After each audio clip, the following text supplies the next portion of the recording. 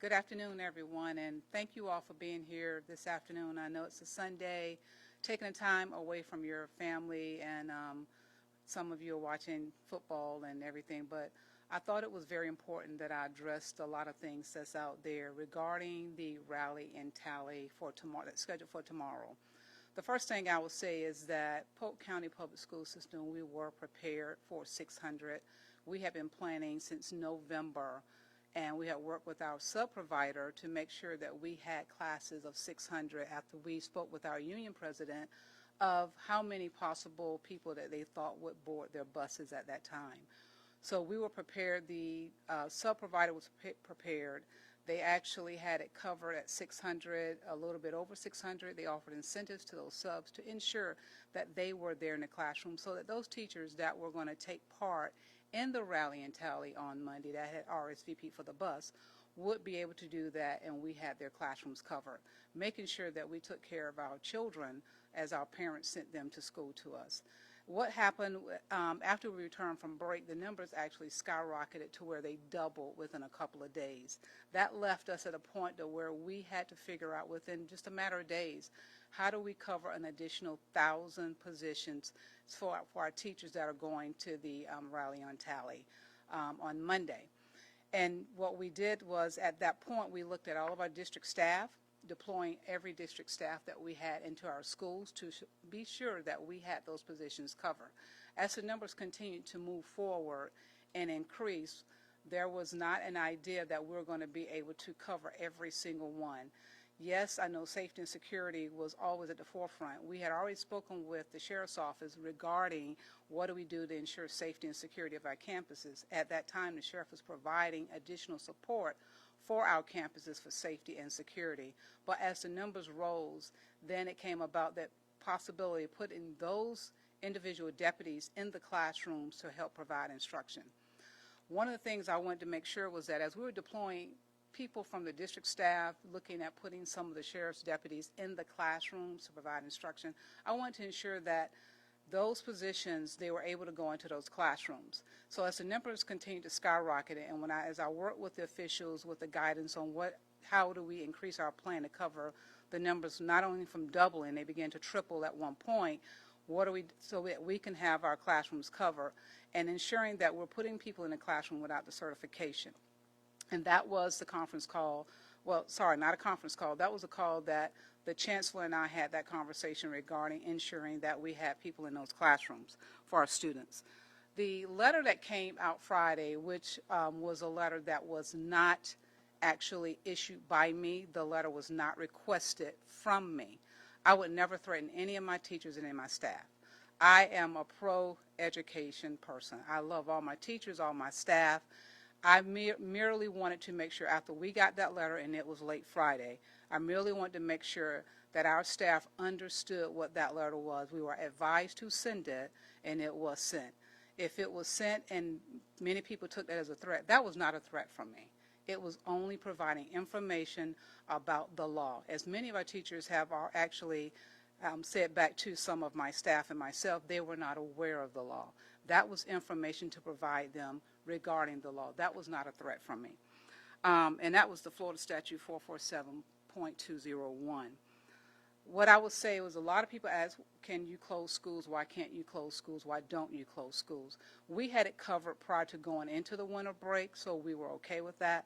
Once we came back in a couple of days into the week after we returned is when the numbers started to double. One, there was not time to get back into negotiation, and so that we can make sure that we alert our parents, our businesses, and our parents were working, and we want to make sure that if we were going to change the calendar, they were aware of that. We didn't have time to ensure that. Also, when talking with DOE, the question was asked, were there any school districts in the state closing for Monday? And the answer I received back was no, there was not. So we were actually extending our plan to now include all of our district staff, as well as the Sheriff's Office. That was going to be coming into the schools to ensure that we had coverage. We had some schools where you had merely all the staff called out. You could have a staff of 140, and you had 120 that had already called out. So we wanted to make sure we had safety, we had classrooms covered, and that we're going to give the parents the right to have instruction that we can and provide it in our classrooms come Monday. Did you Question. anticipate that so many of your teachers would be going to this? I know that a lot of them put in vacation before, Right. and you said the other half Right. made it out years before. We What does that tell you about the district, just knowing how many people are we going? knew about pretty close to between 600-700. We did know about that. I support them, going up, rallying for more raises. That is a support. I support that. We knew about those numbers. It was the numbers when they trickled and got higher than that. We didn't anticipate that, and there was no time to recover within a matter of a couple of days of trying to see what do you do within about 2 to 3 days to accommodate the numbers that have tripled. Superintendent, what letter grade would you give yourself and your executive staff for handling this situation? A letter grade for that. Prior to going to the break, we were prepared. We had been preparing since November for this. It was what happened afterwards. Could the communication that came out late Friday night, could that be handled differently? Yes, it could have been, but it was late Friday night. I knew the teachers were gone. We were advised to send that communication out. It had to go out prior to Monday. Ms. Byrd, does the state have the right to fire teachers, or is that solely up to DOE does not hire and not fire teachers, nor did I say I was hiring and firing or threatening teachers. So now that you have the legal guidance from the state, teachers want to hear clearly, are you even going to pursue firing them if they go to this rally? I've never said I was going to fire them or threaten them. The information that they got, the opinion that came back from DOE was the opinion of notifying them and informing them of the law. That's what that was about. It was called a strike at some point in different places, and that was really informing them of the law. And I think it is my obligation to make sure that I inform our teachers and I educate them. If that was a statute and it was something that they needed to know about, it is my obligation to make sure I inform them of that. I wanted to protect them, to make sure they knew about the law. That's why I made sure they got it as I was requested to send. Ms. Byrd, are you planning to go to Tallahassee tomorrow or go to the Munn Park rally tomorrow? No, I will be with our children at the schools tomorrow, going around making sure that our schools are providing coverage and making sure wherever we add any additional holes. And I may be I will be in the classroom myself. I have already committed myself to a classroom if need be, so that the teachers that are going to the rally, they are going to the rally. As they aboard the buses 7 a.m. Monday morning, I wish them safe travels and look forward to when they come back and come back with our children. So are you saying there will be no retribution of any kind for any educators? I did not, when that email went out, the email went out for information. I did not threaten any of my staff, nor would I threaten any of my staff. So none of these educators will be facing any type of retribution? I did not threaten any of my staff, nor will I. That was that. Will there be any educators that will face any retribution, yes or no? Not from me. They're not facing any retribution from me. Some of your staff, even though you say it wasn't a threat and you were sending it as information, some of them felt threatened and they feel like they would like an apology for how this was handled. Are you willing to issue one, or do you feel like the communication is going to be handled better? And I said that. I said it was late Friday. I know teachers, they go home on Friday. A lot of our teachers, they're off on the weekends. I don't expect them to be, checking phones and all and their emails until Monday morning again. Again, it could have been handled differently. If we would have got it earlier Friday, it would have went out earlier Friday. So, yes, I'm sorry it went out late Friday to them, but I wanted them to have that information as soon as I got it. We did not sit and hold that information when we received it. In hindsight, as we look at any lessons that may have, maybe learned out of this whole experience, do you think it would have been better for you guys to let teachers know, hey, this is the cutoff when we need to know if you're going to go to this rally or not, or how would you have done things differently in the future? Well, we did work with our union president, and she had already told us the estimated numbers that it would be, and that's what we planned for. We didn't plan for when we came back it was going to triple. We planned for the estimated numbers that she told us at that time. In the future, do you plan on maybe handling things differently, or do you wish that you had just made this a personal day well in advance? We're going to discuss that, and we're also going to have conversation with our union president. How do you, this has happened. We got to move beyond this, but we also got to plan if it does happen again.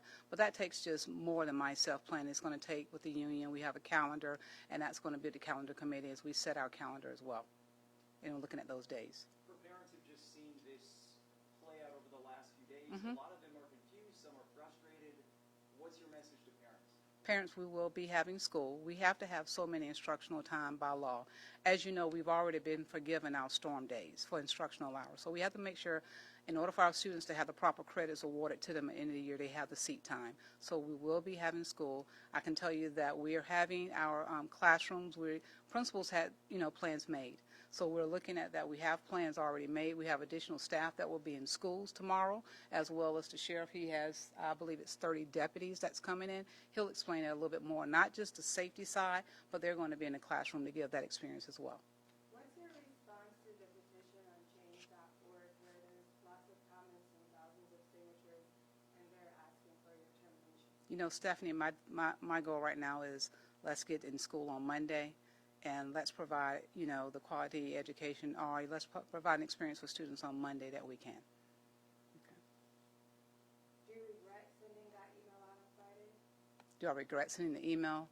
The email asked that we advise staff. The email had to go out either way between Friday or Monday, and they were going on Monday. We had to advise staff of the statute, and I wanted to make sure my staff understood the statute. Okay. Sheriff, did you want to say something? It's good to be with you on a Sunday afternoon. I mean, could be watching football, but here we are. I want to reiterate that the first thing that is the duty and responsibility of the sheriff and his deputies is to make sure that our children are safe and secure, as well as our students' teachers. I love the teachers. I'm a product of this school system. I think they work miracles every day. As a result of their work, we've put people on the moon. We've discovered cures for some cancers. And it all started in classrooms just like this by these wonderful, dedicated folks. I'm excited. We can never pay school teachers, law enforcement officers, or nurses enough money. So I support their efforts and their legislative efforts to get more money. Let me set that aside. My duty and responsibility is to make sure there's a safe learning environment while the schools are open, and that's what I've clearly communicated to Ms. Byrd as well as all of the staff members at the schools. I'm excited about the opportunity to send 30 of our deputies, they all have either bachelor's or master's degrees, into the schools, not just for safety and security, but to interact all day long with the kids. I think that's great. We have the opportunity one-on-one to recruit for the future, and I never want to miss a recruiting opportunity. And so we get to have a full day with the students, and we're excited about that while their teachers are away taking care of legislative business. In addition to that, our guardians, our school resource officers, our school resource deputies are going to be staffing as they always are. And we are significantly aware that it's going to be a school day, but it's not going to be a normal school day because some of their teachers are going to be away on legislative issues. So we'll be extra hypersensitive to making sure the environment's safe tomorrow while the teachers do their thing. But I'm excited. I am really looking forward to the opportunity to augment and ensure the kids have a robust, exciting day at school with our deputies, and we in turn can create some more trust and relationships, and it's a pretty awesome event. What are you going to do to make sure your high schools are safe considering the gun incident on Friday with all these teachers out? Do you know, nothing changes because the classrooms are staffed. On Friday, we had an unfortunate incident where a student chose to bring a firearm to school at Lake Region and threatened to shoot another student. He ran, but the school safety program worked because another student saw something and said something, and immediately we put the school on lockdown. That student that brought the firearm to school to threaten to kill another student was quickly detained, as well as other students. Now, how did that occur? It occurred because of a terrific staff at Lake Region High School. It occurred because they had cameras in the area, and we were able to tell that they were passing off what turned out to be a book bag with the firearm. That's right, the guy who brought the firearm to school passed it off, and they hid it from us. This all started about 8:45 in the morning. We didn't find the gun until about 1:04 in the afternoon. We immediately neutralized the threat because of the infrastructure and the training at the school, not only of the teachers, but of the students. I can't applaud the student enough that saw the firearm and came forward to the school resource deputy immediately. A potential tragedy was averted because of the training we provide the teachers and the staff, the infrastructure to be able to watch for emergencies, and the response by the sheriff's office. We had as many as 40 deputies on the campus on Friday.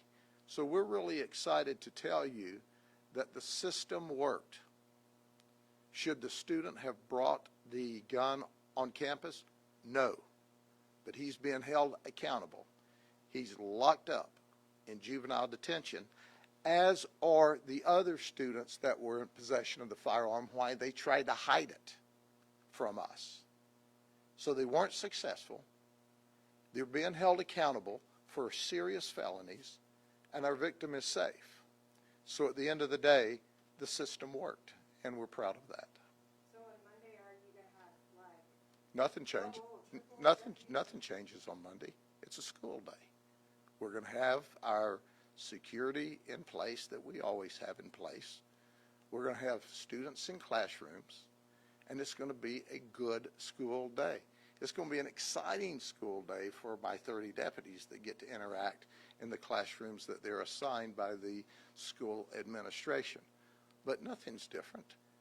It's going to be safe, and it's going to be secure, and the kids are going to have a good day at school, and the teachers are going to go to Tallahassee and interact with their legislators, and hey, that's what government's all about. Sheriff, are they working overtime? No, they're not. We are reassigning those 30 deputies. Most of them are detectives, and simply put, for those of you who would be arrested on Monday, we're going to arrest you on Tuesday. So for teachers are asking for more money, bringing in deputies costs more money. Can you talk about how that's being paid for? There's no money. There's no additional money. These people, these detectives are all working on Monday. Instead of following up on their cases on Monday, they're going to be teaching in the classroom on Monday, and they're going to be doing community service on Monday, and they're going to be recruiting future deputies on Monday. So I think it's just totally awesome opportunity for us to help the teachers, to help the superintendent, the school staff.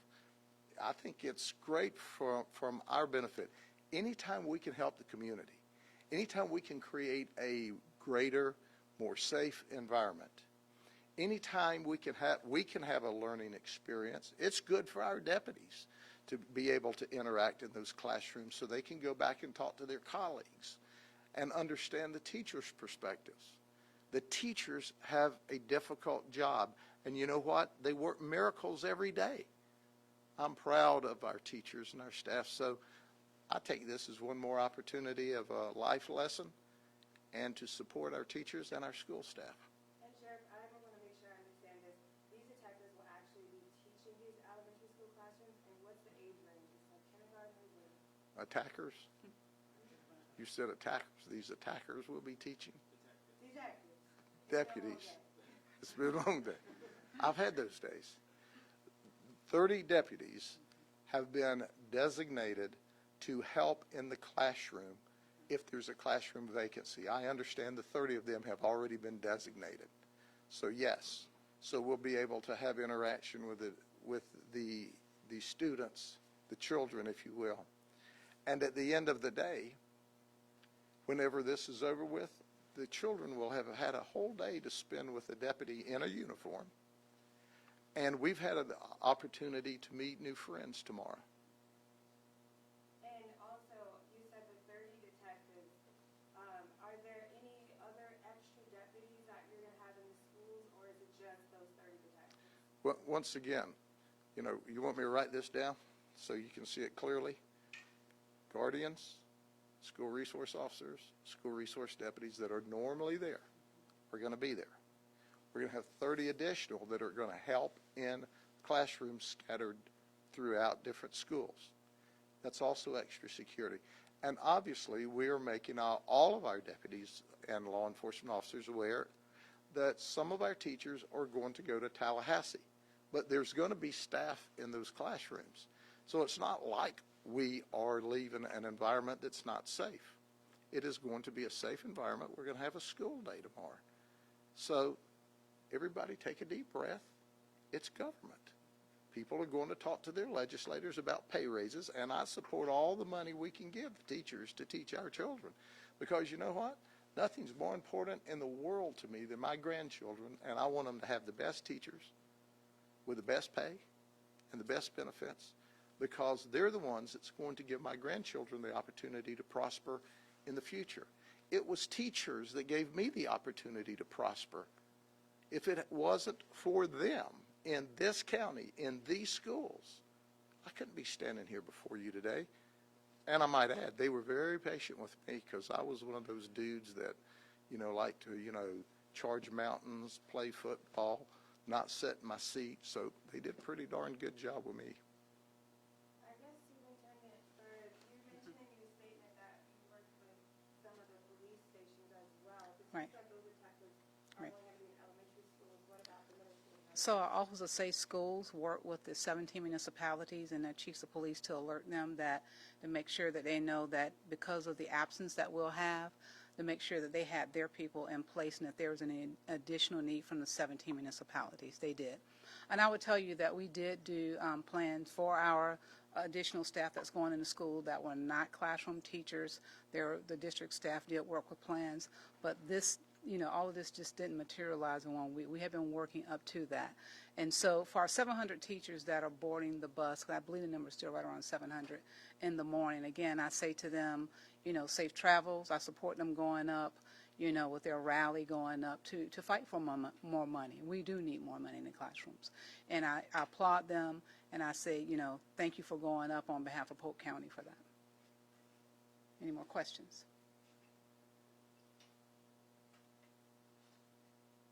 You had a question? I saw this right here. Okay, thank you. Okay.